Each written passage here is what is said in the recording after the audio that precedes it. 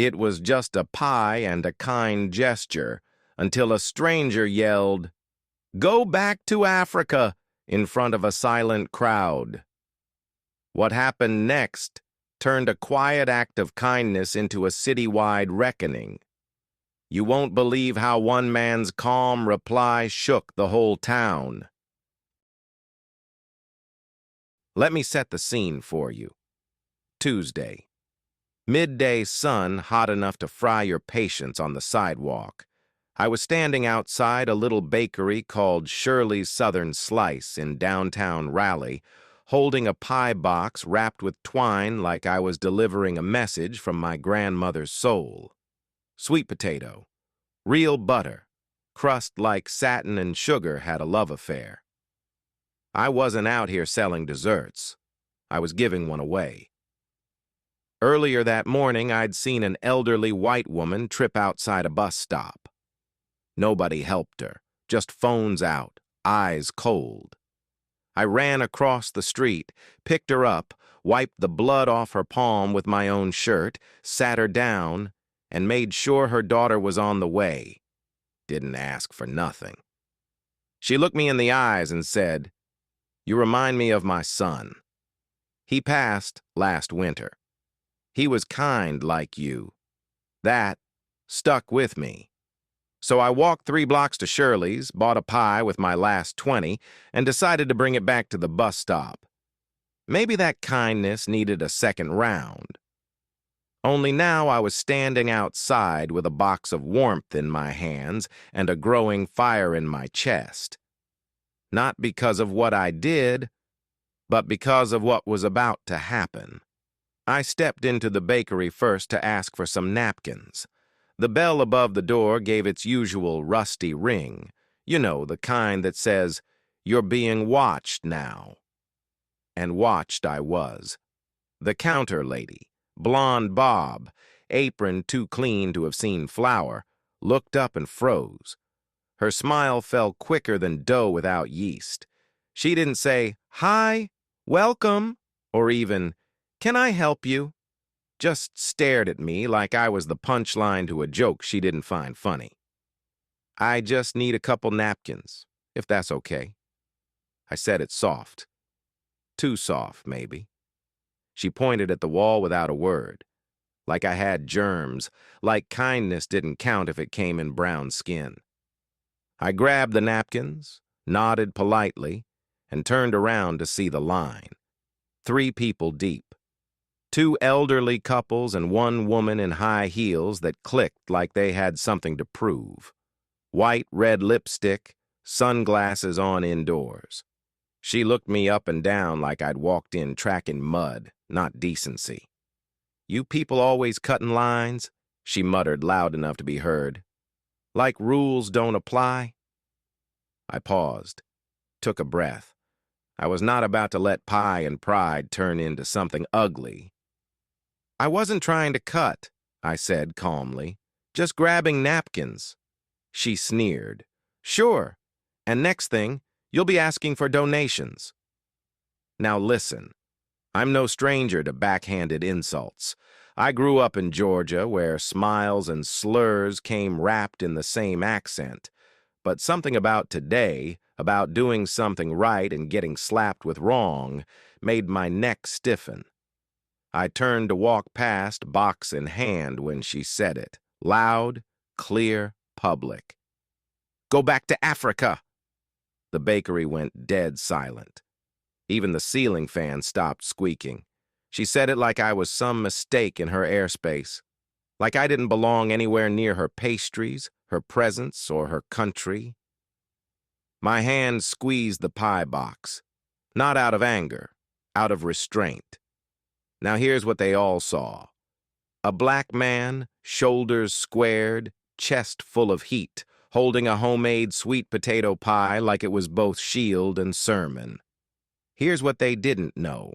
That pie wasn't just dessert. It was history, memory, honor. A gesture passed down through generations of people who fed others even when their own plates were empty. And now, in front of this whole room of strangers, This woman wanted to spit on that? On me.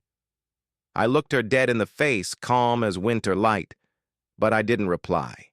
Not yet. I wanted the silence to cook first. Let everyone in that room taste the flavor of their own discomfort. I turned to the counter and asked, this time louder, "Do y'all sell respect or just baked goods?" Nobody answered. I looked back at the woman. "You don't know my name, but I know yours." She blinked, confused. I nodded slowly. "It's the same name my grandmother used to give to folks who act better than they are. Empty." I wasn't shouting. I wasn't sweating. But the tension was thick enough to slice. The woman scoffed, turned red under her makeup. "How dare you?" "Oh, I dare just fine," I cut in. "I dare to be here. I dare to help. I dare to bring sweetness into a bitter world and still get told to disappear. So yeah, I dare." And with that, I placed the pie box on the nearest table. "For anyone who still believes in decency," I said. "Not that it's sold in here." I walked out without another word. Behind me, the door's rusty bell rang again. This time, it sounded like a question. We just got started. What happens next will turn up the heat even more. You don't want to miss what unfolds when silence meets justice. Stay with it. I didn't make it 10 steps before I heard the bell behind me jingle again. Sharp this time, like guilt had grown legs. A voice called out, "Sir, sir, wait!" I turned, slow and sure. It was the young guy who'd been wiping down tables when I walked in. Maybe 22, nervous shoulders, apron hanging crooked. Looked like he was still figuring out how to stand in his own skin. He jogged up to me, holding the pie box. "You forgot this." I blinked. "No, son, I left it." He hesitated, eyes darting back toward the bakery like it had turned radioactive. "Look, I just wanted to say I'm sorry about all that." "All that?" I raised an eyebrow. "You mean the part where I got told to leave the country for buying napkins? Or the part where the whole room pretended they didn't hear it?" He winced, respectfully. I heard it. I just didn't know what to say." I sighed. Most don't. He handed me the pie again, this time gently. "My grandma used to make sweet potato pie, too. We called it soul glue." That made me smile, even if it stung. She sounds like she had good sense. She passed last year. He cleared his throat. "Woulda liked you." I took the pie back. Not for me, for her, for his grandmother, for all the people who ever baked warmth into a world that treats kindness like an accident. "Tell your boss," I said. "If she wants customers, maybe start by treating them like people." I started walking again. But this time, people followed. Not physically, digitally. See, while I was giving life lessons in dignity, someone had been filming. Of course they were. By the time I hit the corner, a girl in oversized headphones sprinted past me. She spun around mid-stride and shouted, "You're on TikTok! You're blowing up!" I laughed, not because it was funny, but because of course I was. That's how it works now. You don't exist until you're posted. And once you're posted, suddenly everyone cares. Back at home, I made tea. Not because I was calm, because I was trying to be. My hands were still tight from gripping that pie, and my stomach felt like it had been wrung out like a rag. Phone buzzed. Again, and again, and again. My niece Kia called first. "Uncle, what did you do? You're all over my feed. You're wearing the green jacket, right? That's you, right?" I didn't answer right away. She laughed nervously. "They got her face on there and everything. The lady. People are not playing. They're sharing her info like wildfire. She got bakery reviews tanked down to 1 star in 2 hours. I sat in my chair, still. Something about it didn't feel good. Not because I didn't think she earned the backlash, but because I hadn't asked for this. I hadn't signed up for some internet parade. All I did was buy a pie, help a stranger, and get insulted for existing. That's it. Now I was a moment, a clip, a cause. Next morning, I stepped outside and nearly tripped over a reporter. Camera, mic, light ring, and everything. "Sir, do you have a moment to talk about what happened at Shirley's Southern Slice?" "No." "Do you have any comment?" "Nope." I kept walking. Down the street, someone honked. A black SUV rolled by and the driver yelled out the window, "You're a legend, bro." I waved it off, not unkindly. But I wasn't trying to be a legend. I was trying to live. By the time I reached the park, I needed air. Not oxygen, air. That kind that only trees and wind can give you. I sat down on the bench near the duck pond, watched 2 kids feed crusts to birds like the world wasn't cracked. Then she showed up. Her. The woman from the bakery, same lipstick, sunglasses off now, eyes smaller than I remembered, or maybe just less full of fire. She walked like somebody who wasn't sure if they were allowed to walk somewhere. Every step looked borrowed. She stopped 10 feet from me. "You," she said. I didn't stand, didn't flinch, just looked. She held something in her hand, a brown envelope. "People sent threats. To my husband. My daughter's job." I stayed silent. Let her words settle like dust. I shouldn't have said what I said. I gave her a slow blink. "That's true. I didn't mean it." "Yes, you did." I cut her off. "You meant it right then. You felt it. That's the part you gotta own." She looked like she might cry. I didn't have energy for her tears. "You think I wanted to be famous for this?" I asked. "You think I woke up yesterday hoping to become that guy with the pie?" She swallowed hard. I don't want this to ruin my life." I tilted my head. "Didn't seem to bother you when you tried to ruin mine." And just like that, a woman nearby, probably mid-40s, sharp suit, sharper glare, stood up from the bench across the path.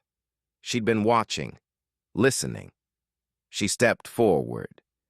"You should leave," she told the bakery woman. "He doesn't owe you comfort, not today." Silence again. The same kind that fell inside the bakery, the kind that tastes metallic in the back of your throat. The woman nodded once and turned away, envelope still in hand. As she walked off, I finally spoke. Not loud, not angry, just tired. "You told me to go back to Africa," I said. "But baby, I never left. My roots run under this soil deeper than you'll ever know." She paused but didn't look back. "This is the turning point. Everything that's been building, it's about to erupt. Stick around.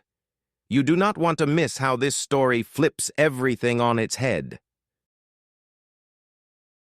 The next day came wearing gray skies and heavy air, like even the weather knew something was about to break.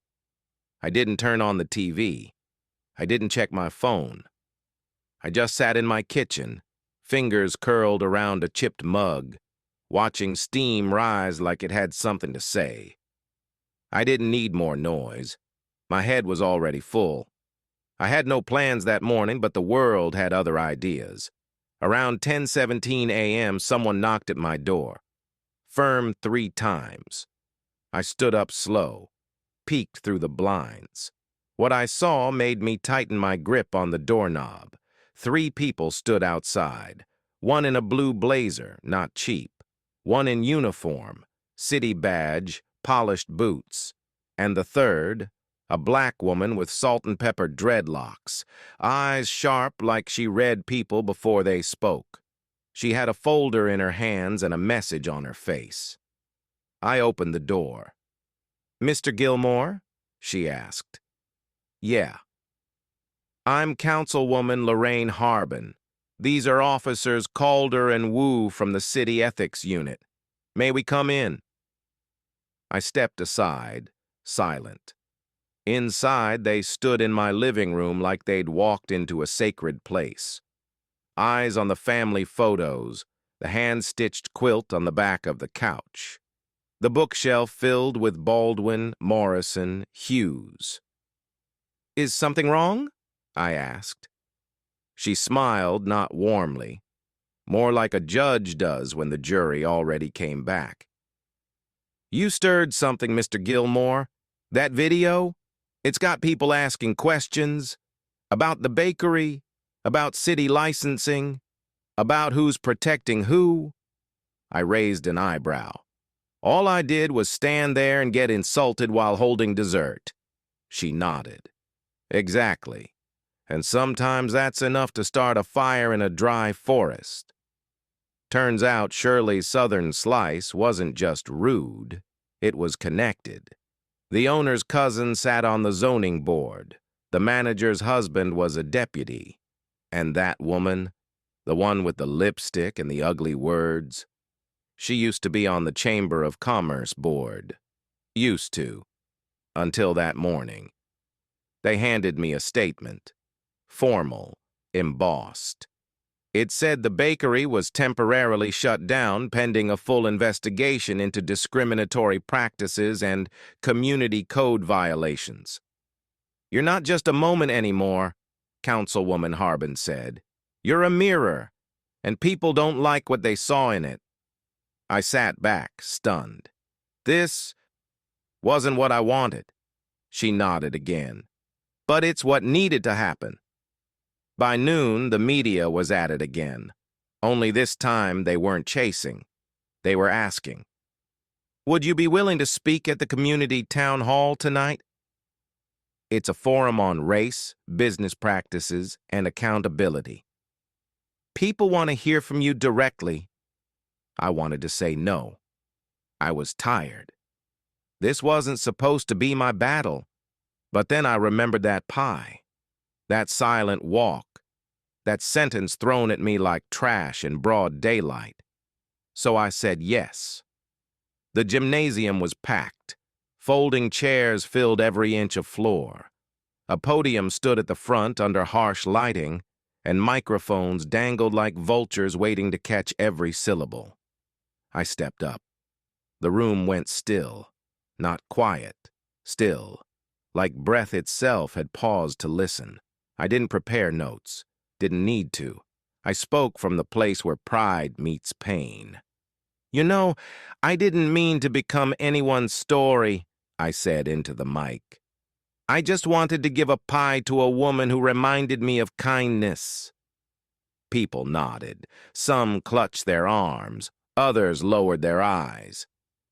"But I got told to go back to Africa, right here, in 2025. Not by a stranger in a comment section, not by a cartoon villain, by a woman in heels buying muffins in broad daylight while people watched and said nothing." Murmurs in the crowd. I wasn't surprised, I was tired. Tired because this ain't new. It's everywhere, in looks, in silence, in policies wrapped in politeness that still cut you open. Then I paused, looked up, looked around. But let me say this, and say it plain. I am from here. My grandfather plowed North Carolina soil with bare hands and a bad back. My mother marched on Fayetteville Street with feet blistered from hope. I've paid taxes, helped neighbors, showed up when others didn't. So if anybody needs to go back anywhere, it ain't me. Applause. Not wild, but steady, solid. The kind that builds like truth. Afterwards, a woman approached me. Late 50s, caramel skin, strong presence. She touched my arm. "I was there," she whispered, "at the bakery. I was silent, and I'm sorry. I looked her in the eye. Thank you for saying that. She held up her phone. I saved that clip, not for clicks, for my grandkids, so they'll know how to speak when the moment comes. And just like that, something lifted. Not everything, not all at once, but something. Now, life goes on. The bakery's still closed. The woman, off social media, off every board she ever sat on. But me? I walk a little taller. People stop me in the street, not for autographs, for conversations, for truth. One man gave me a pie last week, said it was his grandmother's recipe, said it was the least he could do, and I told him this. It was never about the pie, because it never was. It was about the moment, the silence, the voice that came next. And sometimes, that's all it takes to shake the ground. The end. Thank you for staying with this story. If it moved you, share it. Stories like this don't just reflect the world, they help shape it.